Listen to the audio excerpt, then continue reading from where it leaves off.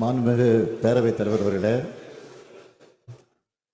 பாரதிய ஜனதா கட்சியினுடைய தலைவராக பொறுப்பேற்றிருக்கக்கூடிய நயனா நாகேந்திரன் அவர்களுக்கு இன்று பிறந்த நாள். அவரை பொறுத்தவரையில் கட்சி பாகுபாடின்றி அனைவரிடத்திலுமே அன்போடு அமைதியோடு பேசக்கூடியவர். அவர் கோபமாக பேசி நான் இதுவரையில் பார்த்ததில்லை. எதிர்கட்சி வரிசையில் இருந்தாலும் அவர் விமர்சனங்கள் செய்கிற போது கூட பொறுமையாக அமைதியாகத்தான் பேசுவார். வெளிநடப்பு செய்கிற போது கூட சிரித்து கொண்டே யாருக்கும் எந்தவித கோபம் வராத வகையில் அணுகக்கூடியவர்.